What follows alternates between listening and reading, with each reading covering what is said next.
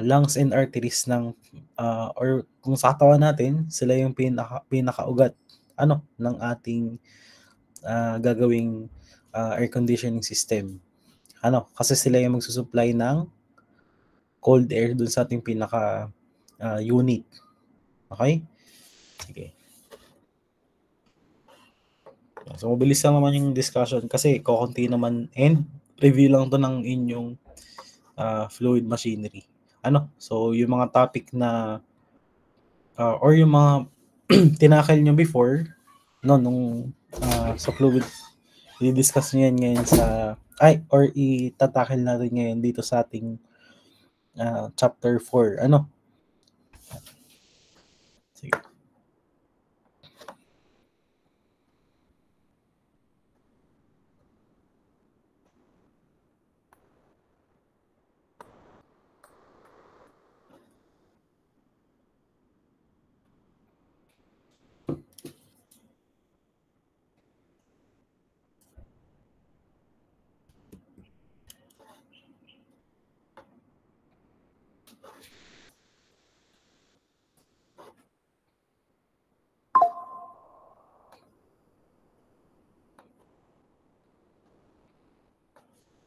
So mukhang marami pang tayo ay pa lang. 34. Sige. Ayan. So, visible na po ba? Yeah. Visible na po. Okay. So, sa sige, ito.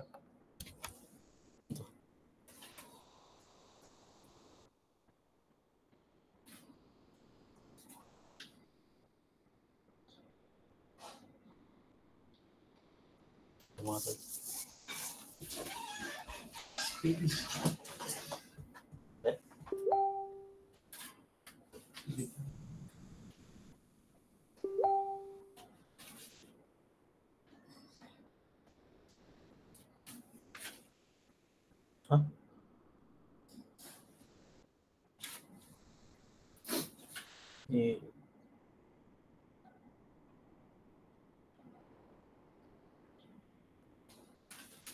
Ito tayo. Ayan. Okay, again. So, wait lang.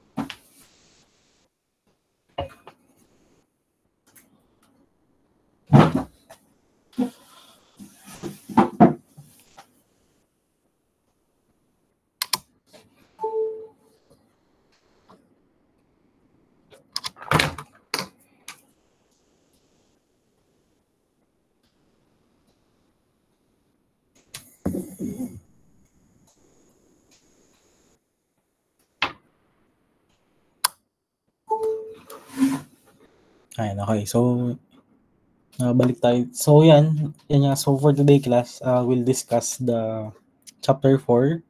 So, ito po yung ating air distribution system. So, which is required po to. Kumbaga, anong under nitong chapter 4? So, under po nito yung ating duct network distributing system.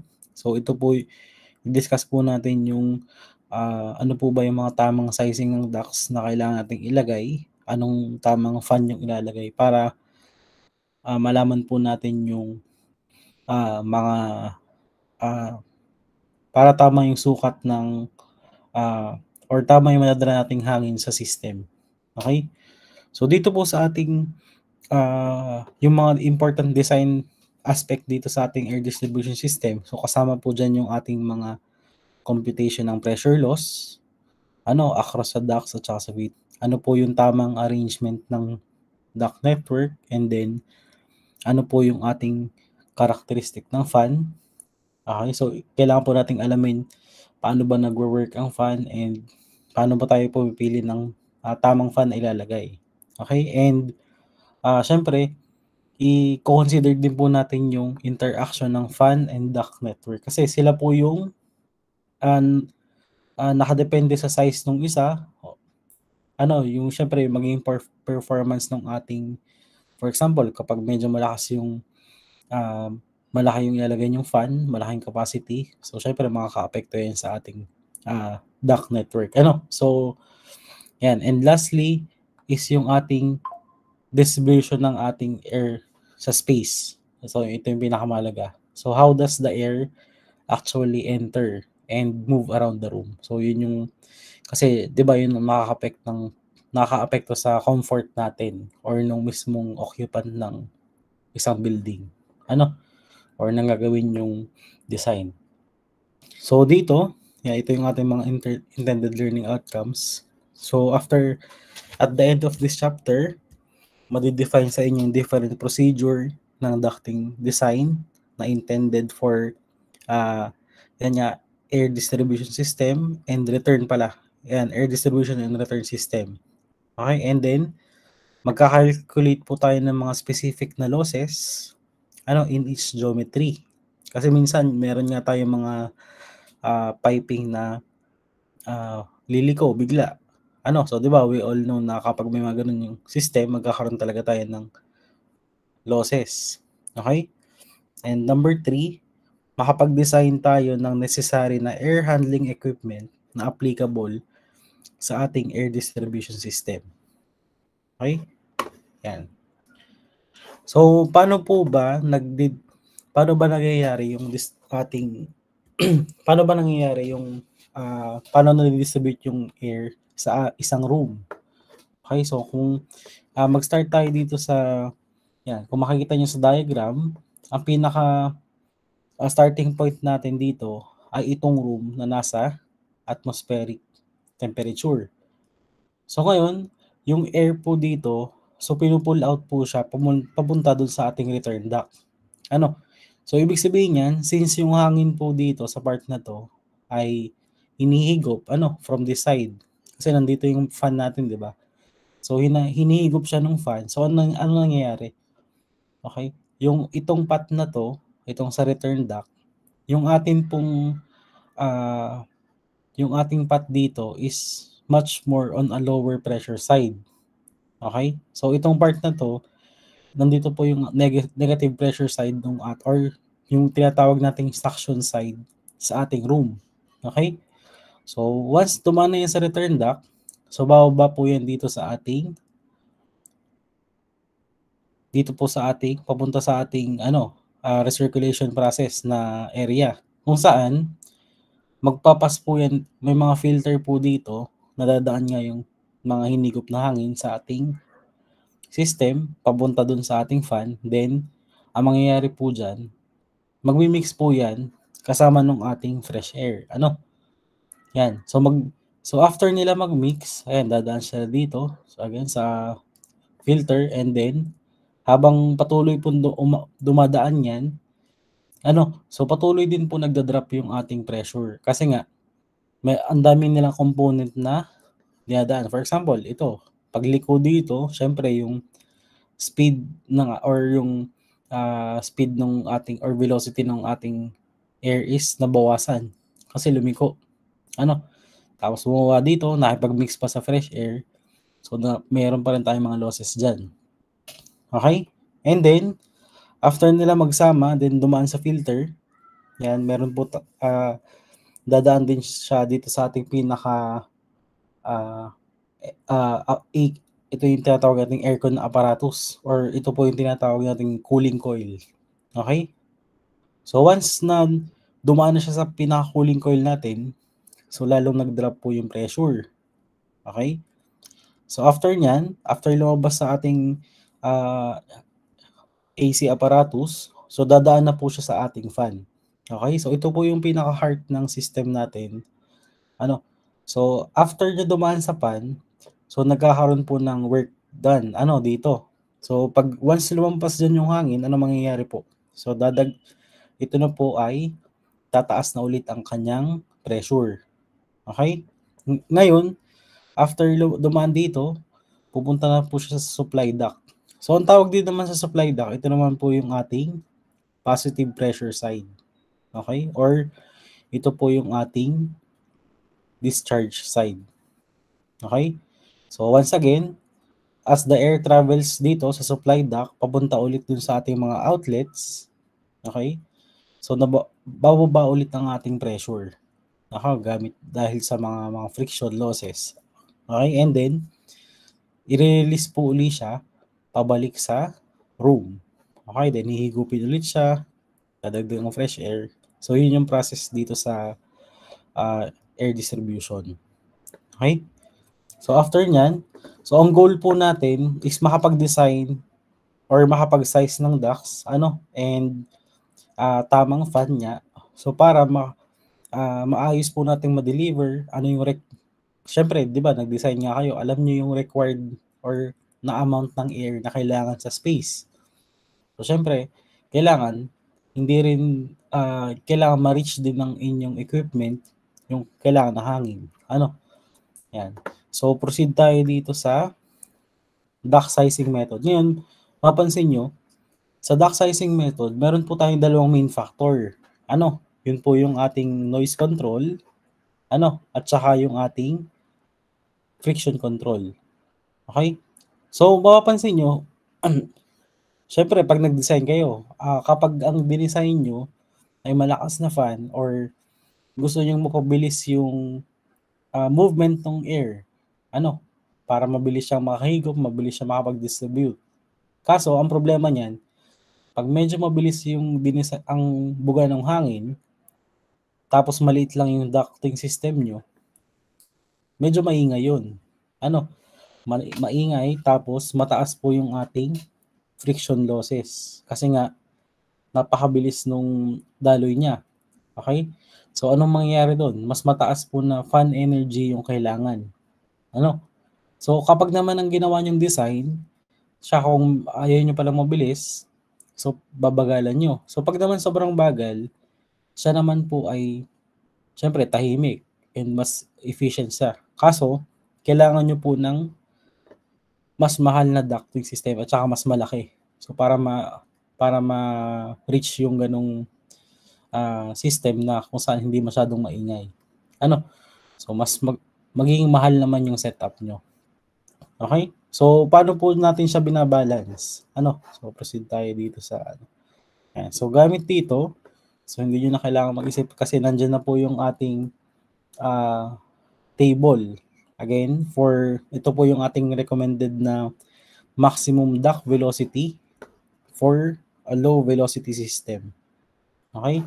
So, paano po siya nagbe-base? So, ang practical po na issue ng noise tsaka friction ay principle po yan ng, kung naalala nyo yung pinaka-formula ng ating flow rate. So, yung ating flow rate ng air is, di ba, area times velocity or yung volumetric flow rate natin, Q equals AV. So, ngayon, di ba, ito yung ating formula before na ginagamit yung malimit sa fluid machinery. So, yung air velocity ay equal sa volume flow rate all over sa cross-sectional area. Okay?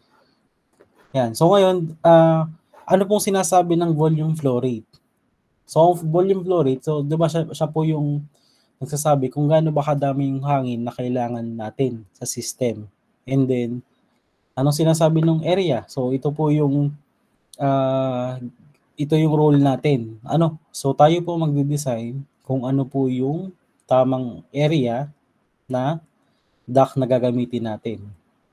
Okay, by choosing this area, syempre tayo po ay pipili niyan. So gamit nga tong ating table. So by choosing the area, mako-control po natin ngayon ang velocity. So nakadepende sa area ng dock na ilalagay natin yung velocity. So sabi ko nga, pagka po maliit yung area, mabilis ang flow rate, maingay po yan. Pero pag malaki yung flow rate, malaki yung area na nilagay nyo, syempre, yung hangin po ay medyo mabagal and tahimik. Pero, mas mahal naman siya. Kasi nga, malaking area ng dock yung gagamitin nyo. So makikita nyo dito, yung sa table 21.8. So, ito po yung recommended na maximum dock velocity nga. Okay, so mapapansin nyo, nakahiwalay po siya into sa dalawang section. Yung una, kung consider po natin is yung controlling factor natin yung noise, and then sa pangalawa naman is yung friction. Okay? So, di ba, mapapansin nyo, sa mga places like ito, sa mga residences, sa mga hotel, bedrooms, and yung mga theaters natin, mapapansin nyo, ang primary concern po niyan ay yung velocity natin ay medyo mababa lang. Mapapansin nyo, nasa 180 lang to 240. And pero mapapansin nyo, sa mga nasan ba yung mga sa mga restaurants natin, medyo pwede pang i-tolerate yung medyo maingay. Kasi nga kinokontrol po natin yung init dun sa mismong kailangan natin maitaboy. Syempre, for example, nagluluto ng medyo mainit na So, syempre, ang priority natin is mapalamig yung space. So, hindi naman masyado kung maingay kasi nga, maingay na talaga dahil sa mga pagluluto pa lang. So, ito yung ating syempre, kung ang napili yung business is yan, mga restaurants, hotels, ito yung gagamitin natin. Okay. So, same lang po siya dito sa table 21.1. Ayan. So, mapapansin nyo, ito naman po yung ating sa outlet. So, itong sa una ay yan. So, sa outlet, mapapansin nyo, syempre, sa mga residents, napakababa ng ating outlet velocity. So, unlike dito sa mga offices, yan, sa mga so hindi kailangan ng kino-consider ang noise, medyo mataas po yung ating outlet na velocity. Okay?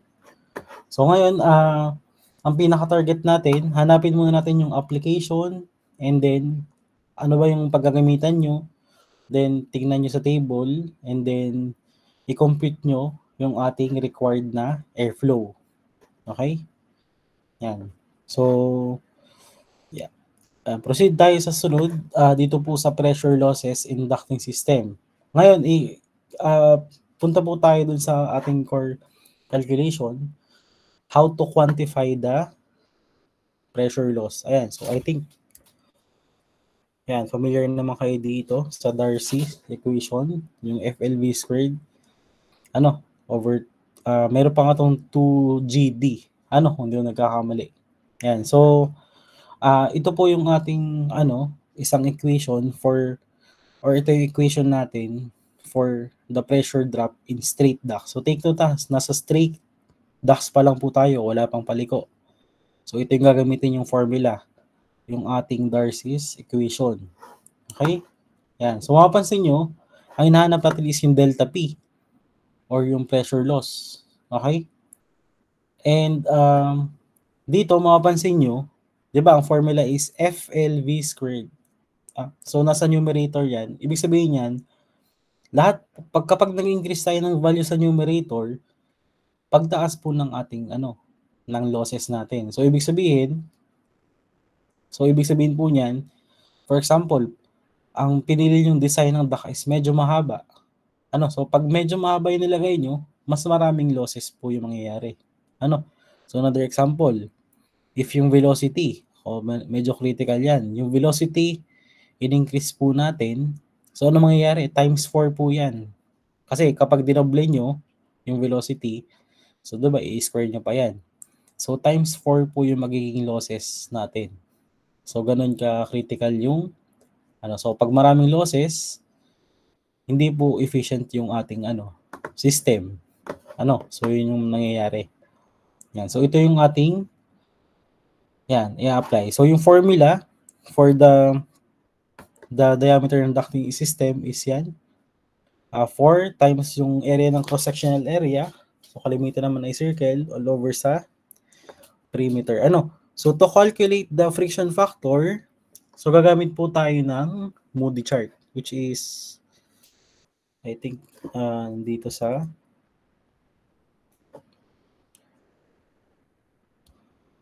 so nandito sa ating so ito yung Moody chart. Makakalculate dito yung ating pinaka losses or yung ating pinaka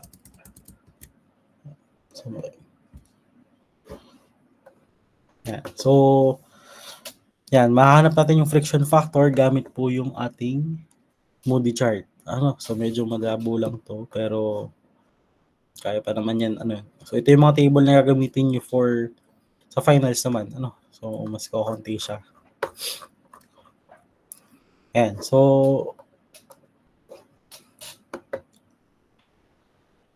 So gamit yung sa Moody chart, so mahanap natin yung friction factor F. Okay? So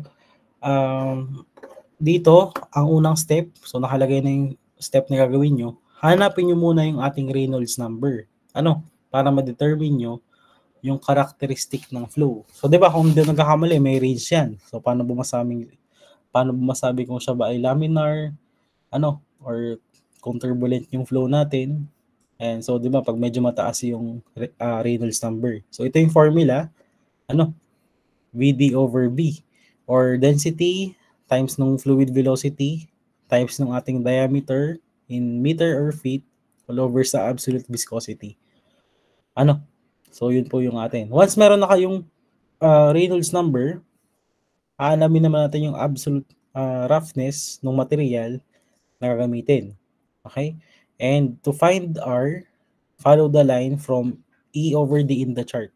Ayan. So nasan ba yung E over D? Ayan. So nandito yung ating epsilon over D. So nandito sa baba. So yun po yung ating relative roughness.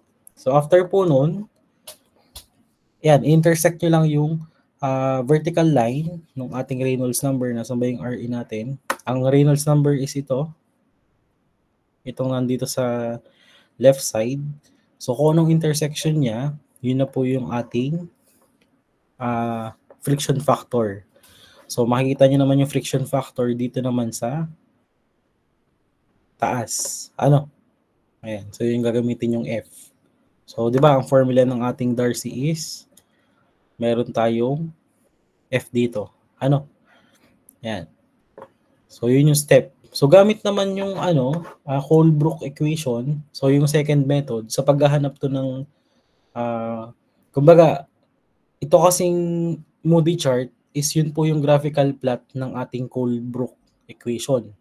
Okay? Yung sa Colebrook equation, gumagamit po siya ng accurate value ng friction coefficient after several iteration through the values of diameter. So dito, ang step naman gamit ang Colebrook equation, so una, hahanapin nyo ulit yung Reynolds number. Same lang. Then, isa-substitute nyo po yung ating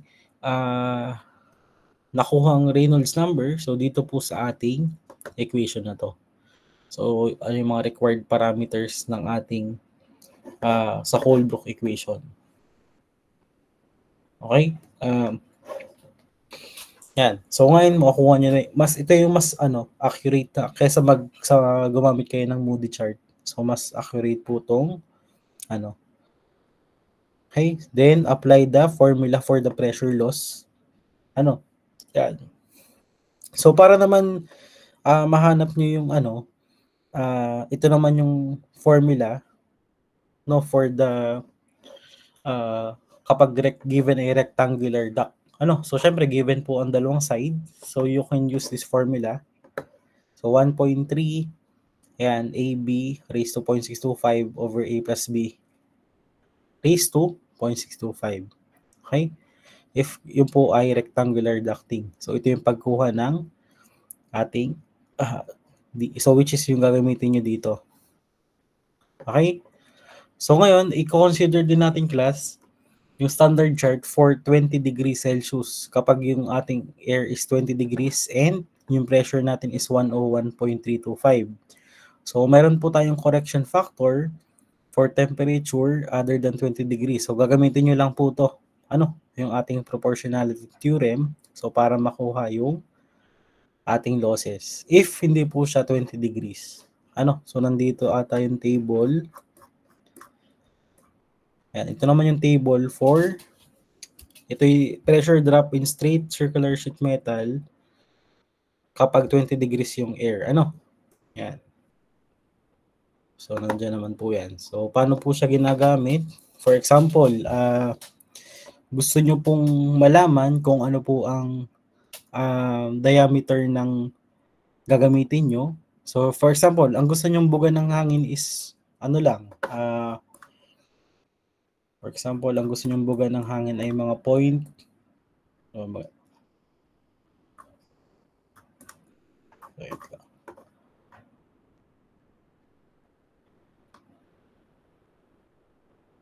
Yan. So, let's say ito, mga 0.4. Okay? So, 0.4 cubic feet. So, ito yung nandito sa left side. And then, ito yung ating line. Yung horizontal line. So, 0.4. And then, ang inyong velocity po, ito yung inyong target na hangin, na pinaka-flow rate. And then, ang velocity nyo, let's say, siya po ay less than, less than 8 meter per second. So, titingin kayo ngayon, di ba 0.4 to, nasan po yung velocity line? Okay? So, titingnan nyo, ang velocity line ay itong diagonal. Ito, nakikita nyo yung velocity in meter per second. Ayan. So, yun yung, ngayon, kukunin nyo yung intersection ng 0.4 na flow rate, na meter cube per second at saka yung velocity na less than 8 meter. Nasaan ba yung 8? So, ba nandito sa part na to? So, 0.4 at saka 8. Yan. So, ito. So, mapapansin nyo, ano yung intersection niya? So, titingin kayo ngayon, ito yung intersection niya. So, saan po siya tumama? So, dito sa line. Anong gagamitin yung sukat ng duct? Ito. So, 0.25 or 0.25 meter yung gagamitin nyo. Kapag ang inyong required na flow rate ay 0.4 meter cube per second at saka less than 8 meter per second ng velocity na target. So gagamitin yung duct is 0.25 meters or 250 mm. Ito naman yung nandito sa yung kasalungat ng velocity na diagonal. Ayan, ito 0.25. Ayan. So yun yung kung paano gamitin to sa Holbrook Ayan.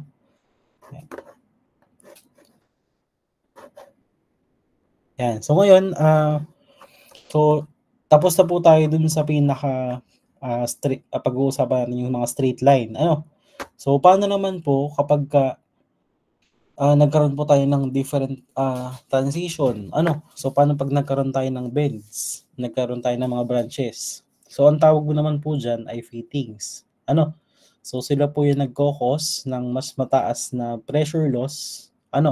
Kumpara kapag straight lang yung section. Pero hindi ibig sabihin na, yun nga, dahil straight lang yung section natin, hindi ibig sabihin ay wala lang losses. Yun nga, kapag straight yung section, ang gagamitin nyo na pressure loss is the Darcy's equation. Pero kapag meron na po tayong, ito nga, may mga bends, mga branches, transition, ang gagamitin na po natin ay, ito na pong pressure loss. Na to?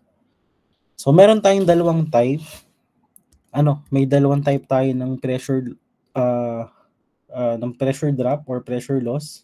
So, una, meron po tayong tinatawag na pressure loss in diverging or converging ducting. So, ibig sabihin po niyan, nagkakaroon po tayo ng gradual change sa ating duct size. So, kapag nag-expand po yung ating diameter ng ducts, so nagda-diverge po yung hangin. So, mapapansin nyo, kapag nag-expand yan, yung air po is nabagal. Okay? And then, nagkakaroon po tayo ng sudden increase in pressure. Okay? So, pag nag-increase na po yung pressure, ang tawag po doon is nagkakaroon, di ba, from Bernoulli's equation, nasosolve natin yung ating yung inlet tsaka outlet, di ba, equal po yun. Yung, or yung pag-compute ng total dynamic head. So mapapansin nyo, once na nag-increase po or nagkaroon ng sudden gradual change dito sa duct size, so nag-e-expand po yung hangin natin. Okay? Yan. Okay? And another thing is kapag nagkaroon naman tayo ng sudden enlargement. So pag naman nagkaroon tayo ng, dito kasi gradual lang. Pero kapag dito, sudden enlargement, or ang mangyayari po dyan, if yung hangin po or yung fluid ay nag-flow dito sa larger area, nag-cause po siya ng turbulence. And pansin nyo, pag dumaan po dyan yung hangin, so nagkakaroon po, parang buwabangga pa siya dito sa ating mga corners. So, di ba, parang nag-recirculate po siya. So, nag-cause po yun ng significant na pressure loss. Okay? So, kaya iba ang formula ng ating kapag sudden yung ating enlargement. So, unlike dito, so kung gusto niyo ng mas konting losses, so ganito po yung i-install natin. Yung may gradual lang na increase. Okay? Yeah. So, punta naman tayo dito sa, so okay na tayo sa sudden enlargement. Yan. Sa sudden contraction naman. So, ang sudden contraction naman po, syempre, kabaliktaran siya ng ating sudden enlargement. Kapag naman yung duct size is abruptly na-reduce, okay, so yung flow naman natin ng stream is actually nagda-narrow po siya to be smaller than a smaller duct. Okay? So, ang tawag naman po dyan is, anong term nga yun? So, yung vena contracta. So, mapapansin nyo, ito po yung makikita nyo dito sa may section ng ating diagram. Okay? So, pamula dito sa malaking part, once na, mapansin nyo, once na pumunta siya dito sa maliit na space, nagkakaroon din po tayo ng sudden increase or sudden change in pressure. So, yun po nag-cause ng turbulent and mas mataas po na pressure loss. Okay? So, yung formula po dito sa ating sudden contraction ay ito. Yung makikita nyo sa although ito naman, for example, nandito na naman yung table natin.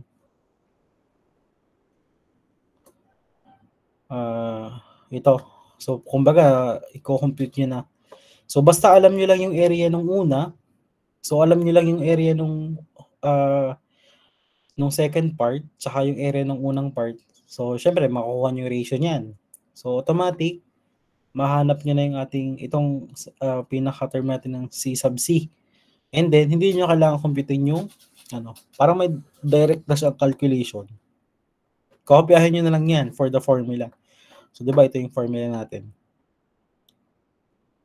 Okay, yung C sub C is yung ating construction coefficient. Once alam nyo yung area nung malaki, tsaka yung area nung maliit, so you can now compute for the ratio or this A2 over A1. Okay? Yan. So, okay. For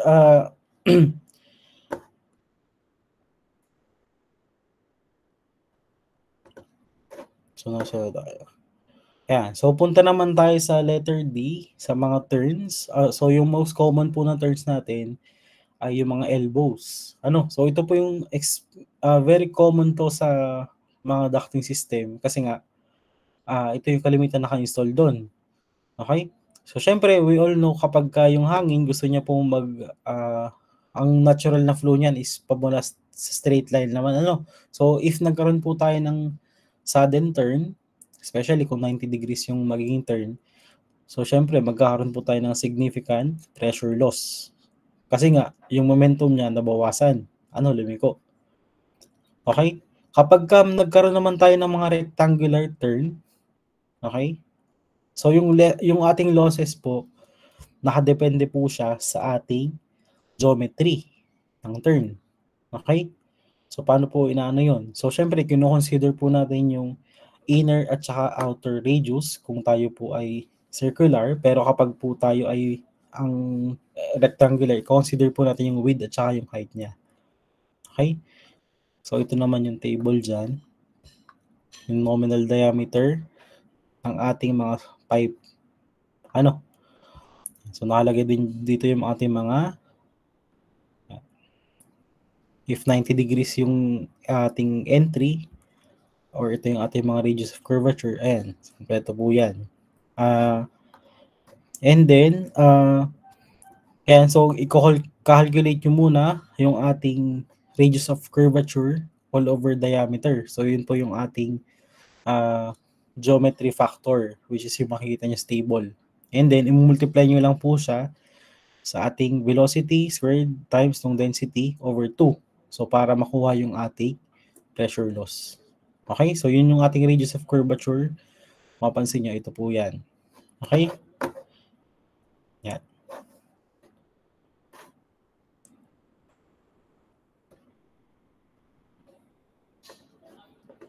Okay, so take note, for circular turn, yung principle po natin is the same lang sa rectangular ones. Okay? Pero syempre, pag circular yung turn natin, mas simple po yung geometry. Okay? Yan. So, ang pinakamalaga dito, makompute po natin yung radius of curvature. Okay? So, yan. Punta tayo ngayon sa branch takeoff or branch entry. Ito po naman yung mga kung saan yung mga smaller ducts ng branches ay papunta sa malaking duct. Kasi dito po parang siya, 'di ba? Maraming branch tayo. Ang nangyayari diyan, nagkakaroon tayo ng entry papunta doon sa malaking duct. So, ano nangyayari? Sabay-sabay po yang pumapasok doon. So, once na sabay-sabay pumapasok 'yun, gustong pumasok sabay-sabay, ngayon, yung momentum na nangyayari doon, ang nagko-cause po ng pressure loss. Kasi syempre, parang for example, galing kayo ng concert. So syempre gusto nyo, 'di ba, pag medyo sikip yung daan, ano nangyayari? So mas lalong nagtatagal. Yan. So tulad dito, yung momentum nung nabagal kasi nga may sumasabay sa kanyang pumasok. So ano nangyari? So mas nagkakaroon po tayo ng losses. Yan. So, ito yung itsura niyan. So, para ma-calculate naman yan, yung ating branch takeoff pressure. So, consider itong diagram na to. Kakalculate lang natin yung ating velocity ratio. Okay? So, VB over VU. So, syempre may velocity tayo ng branch. O, i-divide natin dun sa papasukan niya. Okay? And then, i-measure po natin yung ating angle or yung take-off angle natin. Yan. And then, yun po yung gagamitin yung value para mahanap po yung ating loss coefficient. Dito po sa ating chart. Okay, so ito yung for branch entry. Yan. Yan. So, mapapansin nyo naman dito sa branch entry, ito naman yung reverse situation. Kung saan, dito naman sa branch entry, yun namang pong branch, yung namang formula sa main duct, sa mga branch, mag-merge po siya papuntang main duct. Okay? So yun na, pagka branch take off, pamula sa main branch, lalabas po siya papunta sa isang branch. Pero kapag ito pong branch entry, papasok naman dun sa ating branch, sa main branch, yung ating yung sa maliit na branch. Yan, so ito yung formula for the Ayan, kapag po may papunta tayong branch entry. Okay? Yan. So, simple, kung ang ibibigay sa problem is 90 degrees lang yung gagamitin nyo. Pero if medyo yung angle na gagamitin, so, syempre, i-compute nyo pa yan. Ano?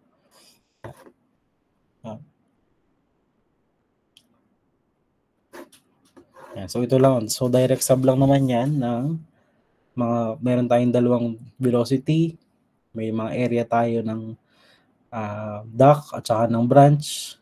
Ayan, velocity ng duct, ayan, area ng branch. So, given naman yan, you can calculate para ma-compute nyo yung losses. Okay? Yan. So, punta naman tayo sa class? Sa fan sizing. Okay? So, dito naman po sa fan sizing, so after calculating the pressure losses in both the ducting and fittings, in this duct run, so yung total friction and geometry losses can now be used to estimate the fan power. Yan. Kasi syempre, alam na natin, ito lang yung pressure na kailangan natin after natin i-subtract lahat ng pressure na losses. Okay?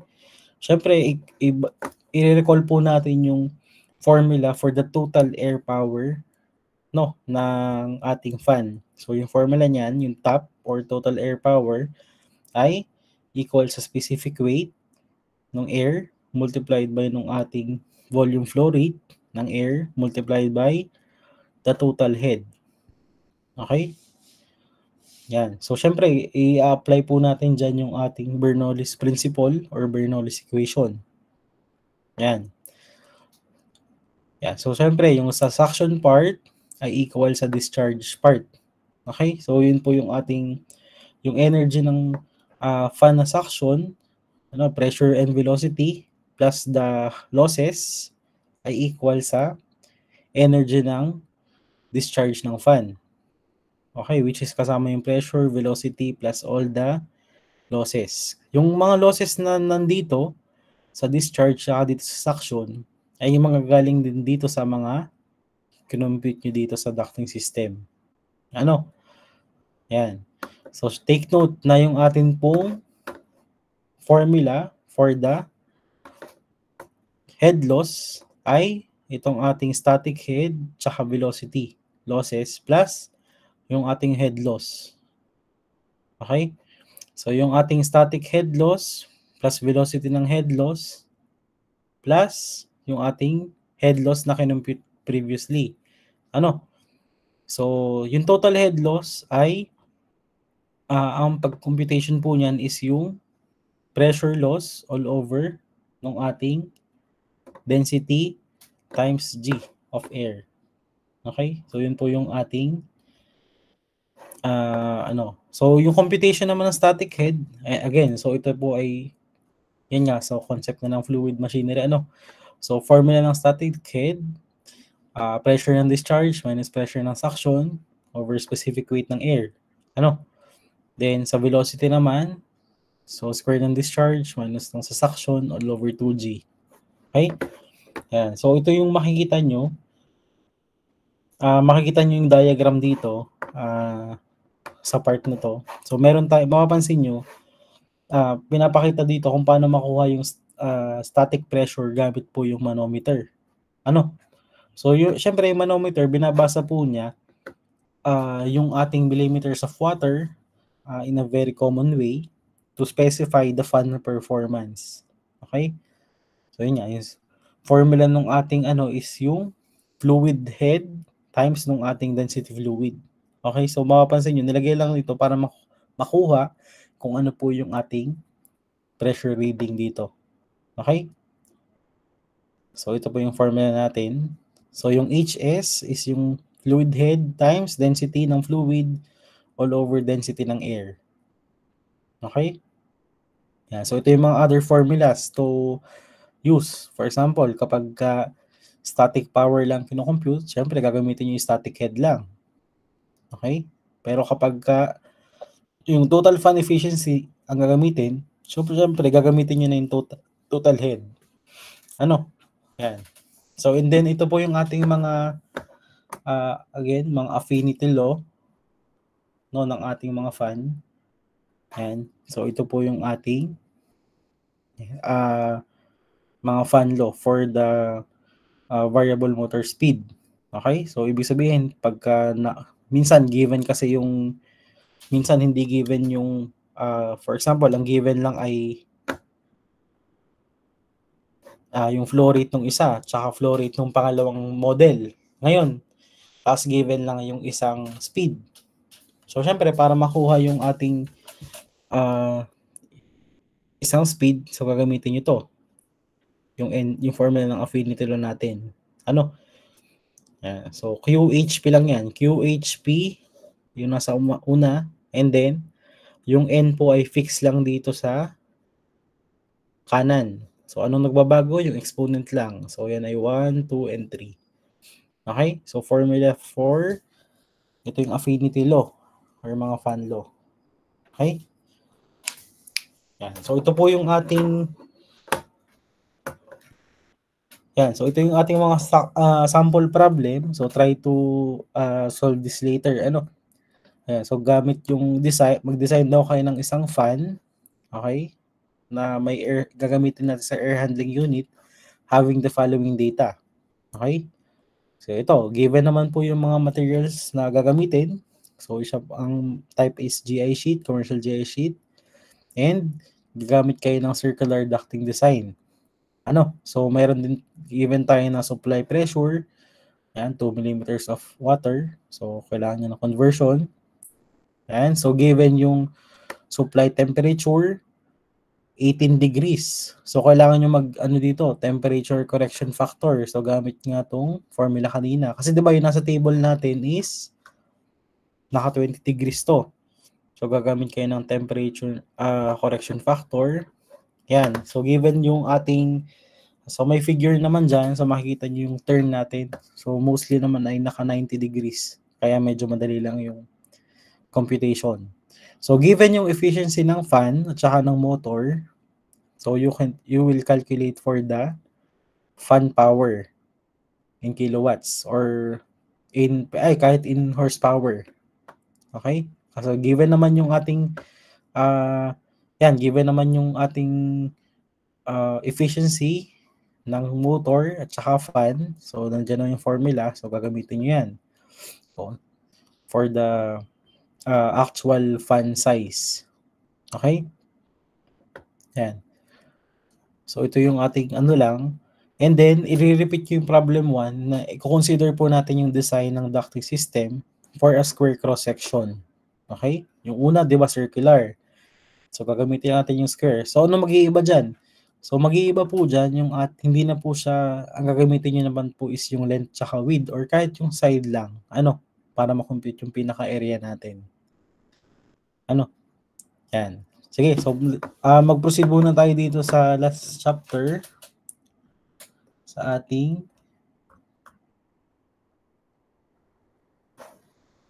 yan. So, babalikan natin yung sa chapter 5. So, ito po is So, intended learning outcome for this chapter. Yan. Yan. So, ito naman is optional lang. Pero if ever nga magkakaroon kayo ng chilled water na na system, so ito po yung ating Okay? Yan. So, punta tayo dito sa so, paano po tayo nagka-calculate ng piping network? Okay? So, as used in every fluid conveying element and system, yung Bernoulli's equation is one of the powerful equation for the fluid dynamics, especially when sizing the capacity for fluid machineries. So, yung most basic derivation po nito is ito, yung first law ng ating thermodynamics. Yung total energy ng system na napasok sa system ay equal po sa total energy na nagli-live sa system. So, yan. Gamit lang po yung first law ng thermo. Ito yung ating lahat ng pumasok sa system ay lahat ng lalabas. So, ito po yung gagamitin natin ng formula for the total dynamic head, which is na-derived from Bernoulli's equation nga. Ano? Ayan. So, dito, yan. So mostly naman ito is, yung mga supplementary problem dito is, mostly is yung na-solve na before, gamit lang yung Bernoulli's principle. Ano? Yan, for example, yung pressure na, may pressure na 10 kilopascal gauge. So, gagawin yung ano yan, applied to the surface, naka-enclose yung tank. Ano? Ngayon, yung distance daw ng water sa surface to the outlet is 0.5 meters. And then, yung temperature po ng water is at 20 degrees Celsius. Find the velocity of water at the outlet. Okay, so take note, the speed of the water surface is much less than the water speed at the outlet. Okay? So, gamit lang yung ating mga TDH. So, try to, kasi kasama yan sa finals, Ito yung mga sample problem lang ng So, parang medyo fluid mechanics din to. Yan. So, punta naman, sige, mag-skip na lang tayo dito sa problem.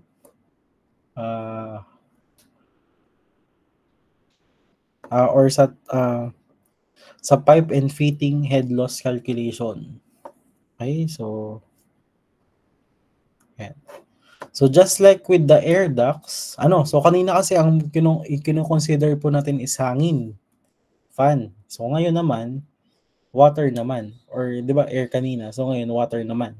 So yung head loss in pipe has been introduced by Bernoulli's principle. So dito yung head loss po natin, nagko-contribute siya sa pagsa-size ng pump naman. So 'di ba fan yung sinasize natin kanina. So dito naman ay pump naman, which is the same lang yung process. Okay? So ito yung formula ng head loss. Yan, Darcy pa rin. FLV squared over 2GD. Okay? Or ito, if meron kayong K, mas madali kasi meron na kayong coefficient ng head loss. Makikita nyo rin din sa table. Okay, so gamit dyan is syempre Moody chart pa rin. So ngayon meron tayong loss coefficient for transition and fittings ng ating yan. So ito yung mga value ng K na gagamitin nyo if ito yung nakuha nyong Okay? Yan. Kapag given naman, for example, ano yung nangyari sa pipe? For example, ganito yung nangyari sa entrance, nag-converge. So ito yung gagamitin nyo. Makakompute naman yung ating yan, di ba? Given naman yung radius ng curvature over yung diameter ng pipe. So you can compute for the R over D. And then, you can now obtain the value of K na gagamitin nyo for dito, sa pag-compute ng ating head loss. So yan, given din yung ating contraction, at saka expansion. Yan, so given naman yung diameter ng dalawang yan sa problem, yan, makukuha nyo na yung ating, yan, if K is 60 degrees and if K is 180. Yan, ito yung mangyayari. Okay? If 90 degrees naman yung ating bend, so wala na kang computin. Automatic, 1.1 na. So susundin nyo lang yung table na yan. Okay? Yan na. So radius of curvature over D. Yun na yun. So ito naman yung common na kapag ito yung given na fittings. Okay? So kapag ganito yung globe valve, yan 10. Sundin nyo lang ulit yan. Okay? So once determine nyo na yung head loss, number 2, you will determine now the absolute roughness of the material. So hahanapin nyo ulit yung R. Gamit yung formula ng epsilon over D. Then makikita nyo yung sa chart. Diba? Parang process pa rin kanina ng paghahanap ng. So once nahanap nyo na yung ating RE or yung absolute roughness pala, at saka once na-intersect nyo na yung RE at saka dun sa line na ito, mahanap nyo na po yung ating friction factor. Yun naman ay kung ang gagamitin yung formula ay itong HL. Ito sama yan. Ito, yung sa una. May friction factor. So, mas maganda is itong yan, K. If wala naman kayo makitang value ng sa K, given ay Reynolds number, so wala kayong choice kundi gamitin po ang ito. Ayan, sa pipes na to. Okay? Sa pipes, ito yung sa fittings. Or same pala siya kino-compute ano. Ayan. So, syempre, sa mga pipes natin, may mga naka-install na fitting. So, i-add po natin yung mga losses dyan. I-compute natin yung total. Okay? So, once na-compute na yan, so, gamit ulit ang Colebrook. So, same pa rin. Ito pa rin yung formula. Ayan. Okay? Ayan. So, ito yung ating, yan, mga supplementary problem. Okay? So, water at temperature 20 degrees Celsius. So, velocity, so specific volume, 1 times 10, ito ay meter cube per second, flows at a rate of, ayan, given yung ating flow rate, and gamit po yung ating material, 20 cm asphalted cast iron pipe. What is the head loss in meter per kilometer of pipe?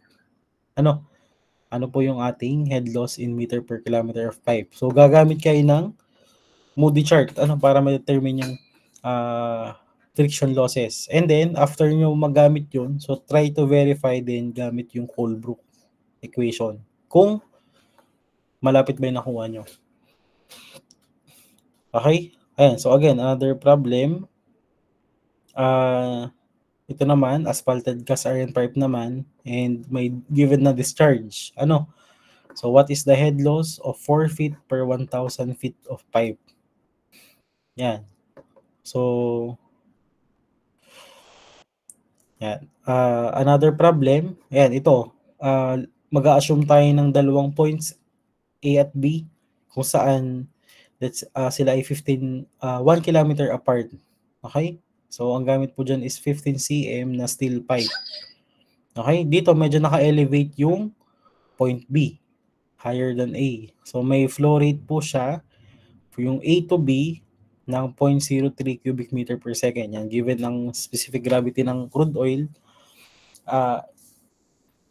So, what is the pressure in kPa? So, gagamit kayo dito ng Bernoulli's principle. Kasi dalawang points yan. And then, syempre, i-consider po natin yung losses. Yan. So, dito, ito yung example ng pump and piping network sizing calculation for the chilled water pipes. So, mapapansin nyo dito, ito po yung ating, kumbaga, ito yung nagsasum up po dun sa chapter natin. Ito yung kapag consider natin, ito na yung system na, or ito na yung pinaka overall design ng ating pump and piping system. So typically, siya, kung mapapansin nyo, meron po tayong mga P1. So ano yung P1? Nandito yung ating mga primary pumps. So sila po yung nagsisirculate ng water papunta sa chiller. So meron din tayong mga P2. So ang P2 is secondary pump. Sila naman yung nagpapump papunta dun sa ating air handling unit, saka papunta dun sa mga fan coil natin. Okay? So, ang concept dito, so yung water po ay nagpipick up ng heat dun sa ating mga coil, and then bumabalik po sila as hot water. Syempre, dadaan din yung tubig. So, ano mangyayari dyan? I-absorb nila yung init nung na-absorb yung fan. Okay? And then, yan, dadaan po sila doon ulit sa system, papalamigin, papainitin, and then i-chill. So, mapapansin nyo, itong blue line, yung blue line na yan, ito po ay malamig. Pagpasok sa air handling unit, iinit. Ayan, so supply dito. Pagdaan dito sa fan coil, ilalabas ng hangin, i-exhaust. So, magiging blue uli. Babalik doon, tataas, So, ganyan yung system natin. So, dito po sa ating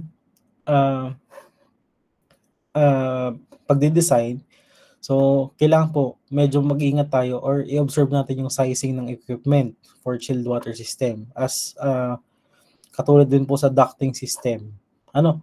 So, yung design po natin, so kailangan mag-start tayo ng assumption, na mag-e-enter po tayo, yung ating po tayo ng pag nagpumasok yung tubig at lumabas dun sa mga coil jack chiller, so nagkakaroon po tayo ng ma-estimate natin ng maayos yung ating volume flow rate ng chilled water.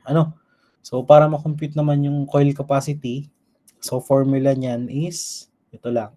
So ang ating mass flow rate ng water multiplied by the specific heat of water, okay, which is constant yan, then multiplied by the temperature difference ng water across the coil. Okay?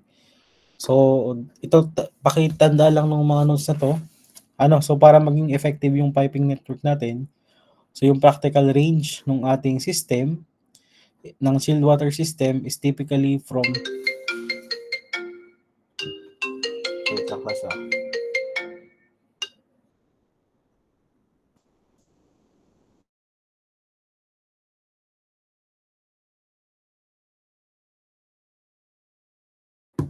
Ayan. So, yung tatanda lang po natin, yung typical na temperature range po natin for a chilled water system is, 6 to 12 degrees Celsius and kalimitan or 5 to 11. Okay? So, kalimitan yung temperature difference natin is 6 degrees Celsius. And syempre, yung gagamitin nating CP is yung 4.187. Okay? So, gagamit po tayo ng corrected density as ng dito. So, ito po yung ating so gagamitin tayong formula para ma-estimate yung pipe size based on dun sa standard catalog. Okay? So, ito po yung ating recommended na water velocity if ito yung application. Kung kayo ba ay for heating, for general water services, for tap water. So, ito yung ating maximum velocity. So, kunin nyo na lang yung average niyan. Pagka gagamitin nyo sa pagdi-design. So, ito po yung ating so, physical properties ng water, which is yung nasa ating yan. And, so gagamit po kayo ng formula for the total dynamic head. Para sa pag-compute ng tamang pump power. Okay? So again, ito, supplementary problem. So gamit lang mga locksum na itong problem na yan. So a pump is to deliver 80 gallon per minute of water. So may density, may discharge pressure, may suction pressure in vacuum. Okay, so take note, pag vacuum negative. Then may given po kayo na diameter ng suction at saka ng discharge, 5 inch. So, gamit dito ang Bernoulli's principle. Kasi may P2 kayo, P1, you can compute for the efficiency ng pump. Okay? And you can compute for the pump horsepower. So, syempre, makakompute nyo muna yan i-convert nyo muna yan into 150 PSI. I-convert nyo muna sa papuntang feet. And then, naka-inch to. Yan, convert din papuntang feet. Okay? Yan. So, paano makukuha yung brake horsepower? So, given po ang motor efficiency natin na 0.8. Okay?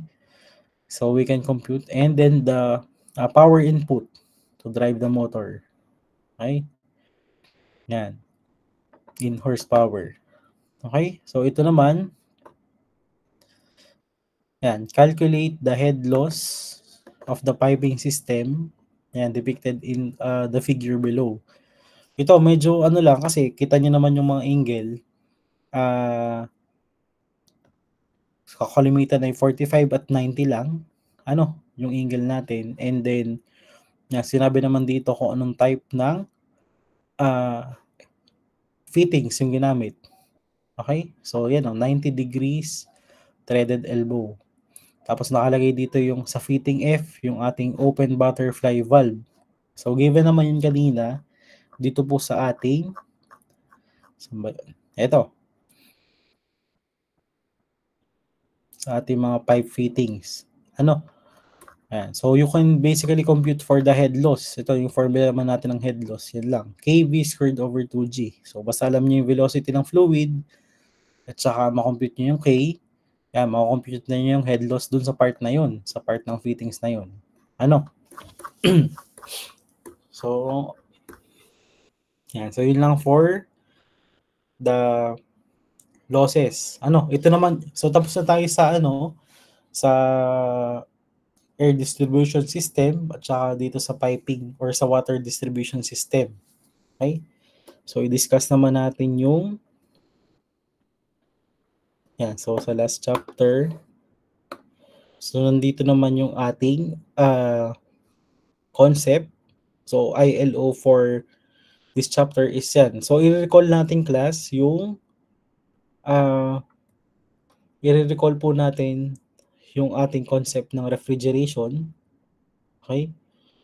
So, dito po, so at the end of this chapter, so i-analyze natin yung refrigeration system na ginagamit as a chiller, in HVAC design. Okay? And magka-calculate po tayo ng heat and energy balance in cooling system. Okay? And then, syempre, magde-design po kayo ng necessary chiller and cooling equipment na applicable sa inyong system, especially dun sa inyong pinaka-capstone na project. Okay? So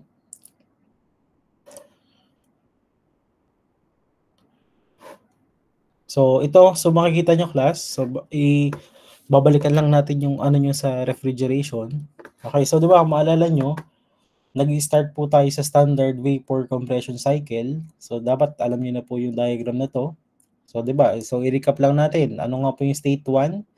So dito sa state 1, yung pong refrigerant natin is nasa low pressure refrigerant siya bago pumasok ng compressor.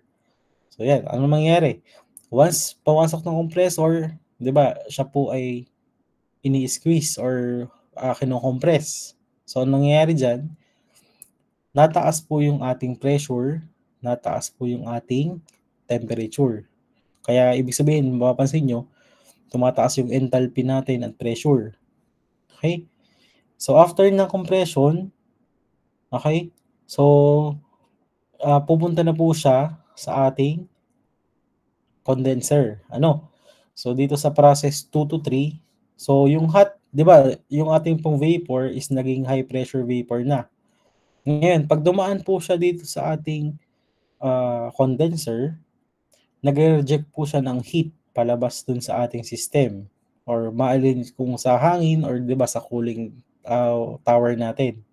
Okay? So as it cools down, yung condenser po ay nagiging high pressure liquid na. So 'di ba, vapor pa siya dito. So dito, nagiging liquid na siya. Kaya mapapansin niyo yung diagram natin ay constant yung pressure natin. So pero yung ating pong nag-change siya tayo ng dito papuntang liquid na. Okay? So yan. So after niyan, sa point 3, so pa sa process 3 to 4 naman, so yung pressure niya is mataas pa din. 'Di ba? So, pagpasok sa point 3, pupunta siya sa expansion kung saan nagkakaroon na po tayo ng massive drop sa pressure and temperature. So, nandito na po yung ito na yung parang pang-control natin sa system. So, ito yung nakadepende sa kailangan ng system. Kung ganito ba kalamig yung kailangan. So, ito yung ginagawang mag-adjust. So, ito, mapapansin nyo naman, dito may sudden pressure drop tayo. Pero ano napansin nyo? Constant po yung ating heat dito. Constant yung ating enthalpy. Or constant yung heat natin. Okay, and then, so pagdating sa point 4, yung ating pong fluid ay nasa low pressure na liquid vapor mixture na. Okay, and then, pagdaan po sa evaporator, yan, so dito na nangyari yung magic, yung chilled waters na dun sa ating building ay nagpo-flow po dun sa ating mga evaporator tubes kung saan so yung heat ay nagpo-flow sa mga warmer building papunta sa cold refrigerant. Okay? And then, nagbo-boil back siya papunta into sa vapor.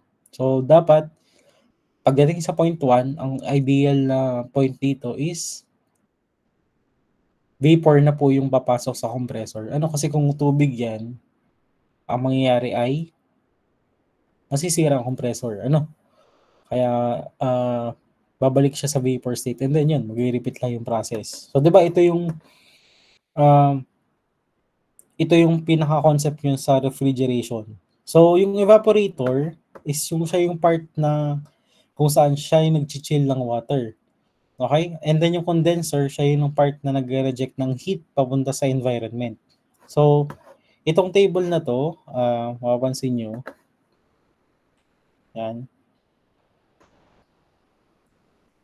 So, ito yung ating mga common refrigerants na yan yung mga common refrigerants, yung R134, R410, R513. Yan. So, ito yung ating mga ambient temperature. Yan. So, ngayon, dito sa mapapansin nyo, ito yung mga common na typical operating pressure ng ating R134A in various ambient temperature. So, magnetong table na to, kung kayo is yan, sa mga technician, for example, nag-connect po kayo ng gauge. So, for example, yung temperature ng sa araw na yun is 27 degrees Celsius. So, syempre, mag-expect po kayo ng mababang pressure ng evaporator. So, between 276 to 345. Mataas. Between 1,207 to yan. Okay? So, ngayon, isipin natin, class. Yung condenser, di ba yung trabaho niya is mag-reject ng heat dun sa chiller papunta dun sa building. Plus, siya po yung nag-a-add ng heat dun sa ating compressor. So, paano po kayo nare-reject yung heat sa isang So, meron po tayong 4 methods na sinasabi. Okay? Dito. So, para po maano yung heat natin. Okay? So, number 1, gumagamit po tayo ng ambient cooling. Okay? Then, gumagamit tayo possible din gamit yung mga radiators.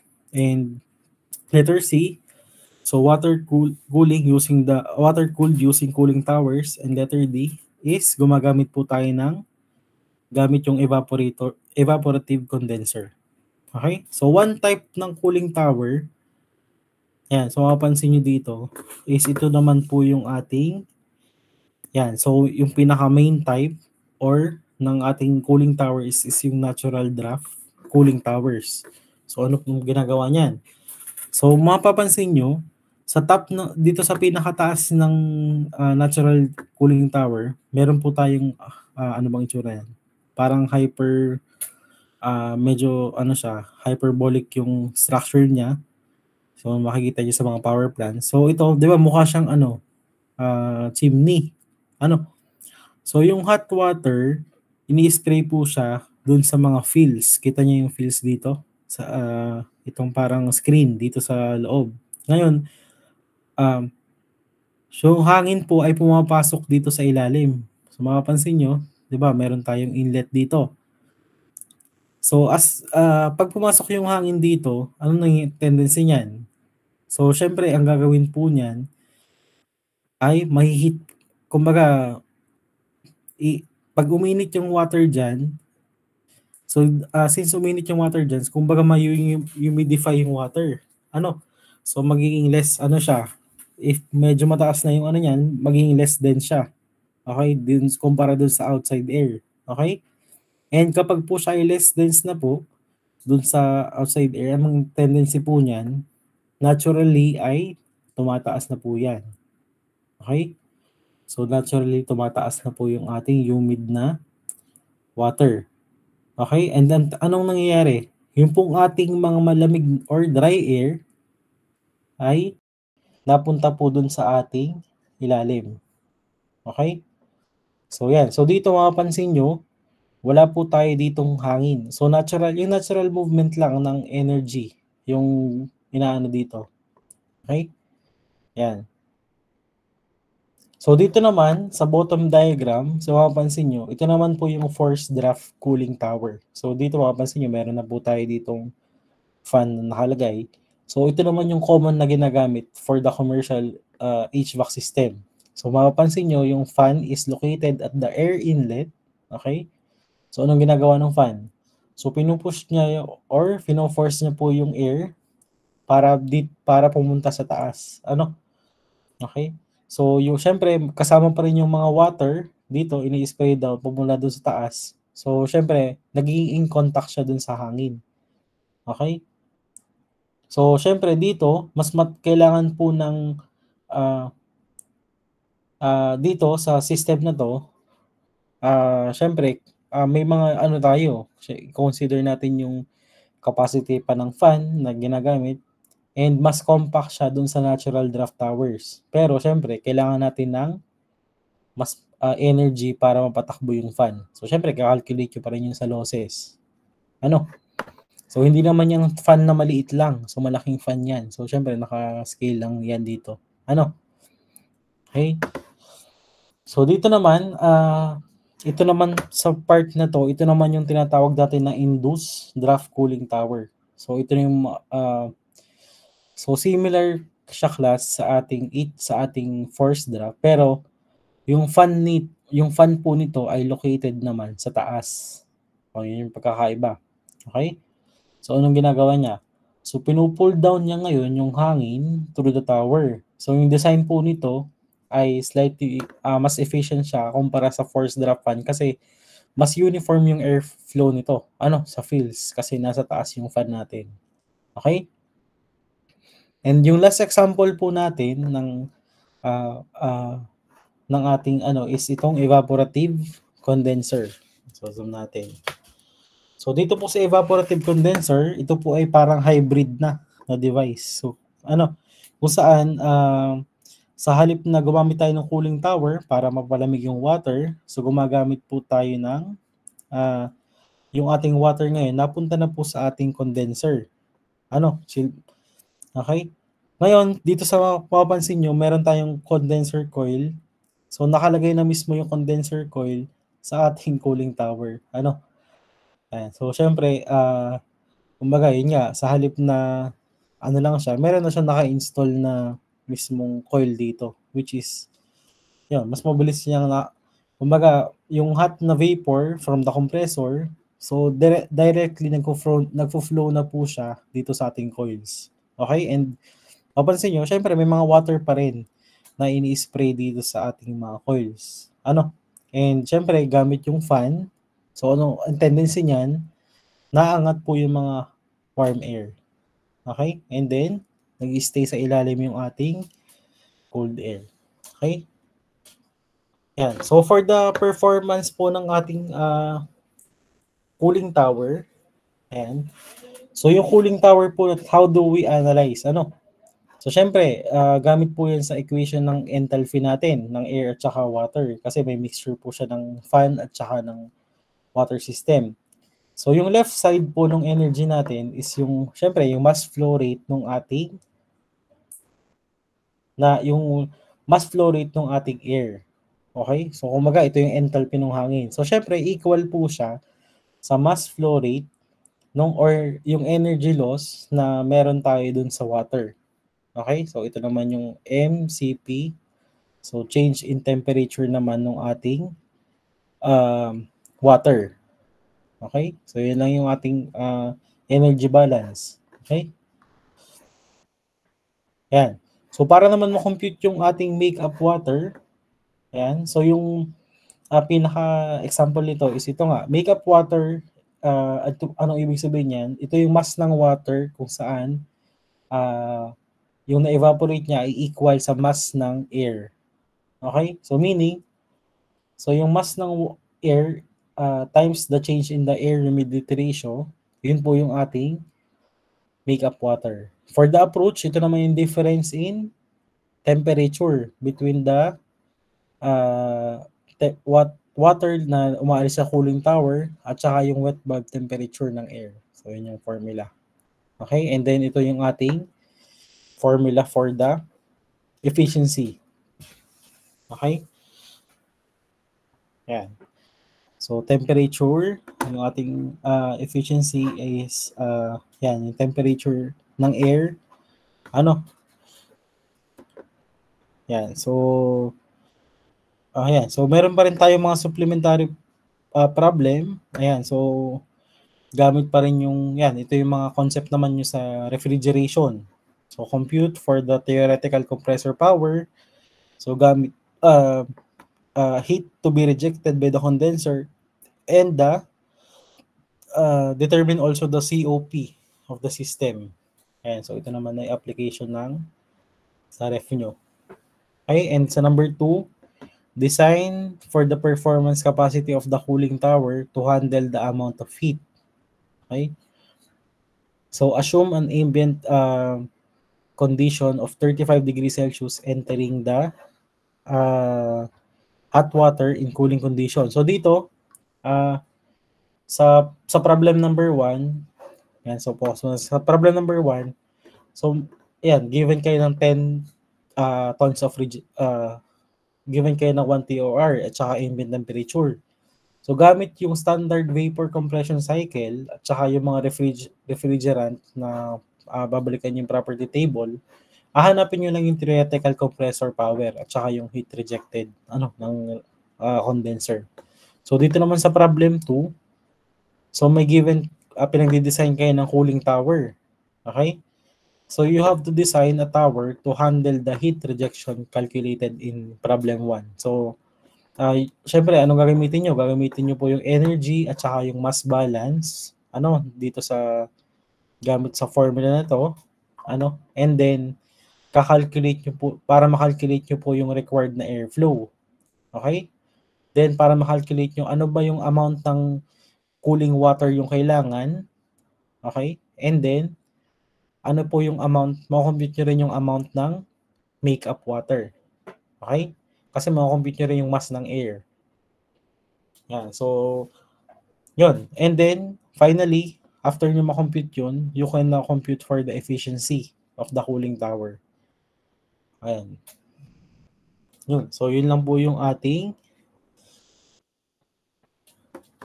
yan, mga so hanggang dito lang yung ating topic sa finals. So siguro, so bukas tayo mag-solve ng mga problems regarding dito sa ating mga discuss. So syempre, ito pa rin yung mga table na gagamitin. So nandito sa so 6 na page lang yan. So i-send ko rin dito so para ma-review nyo sa sa ating Google Classroom. Okay? Ayan.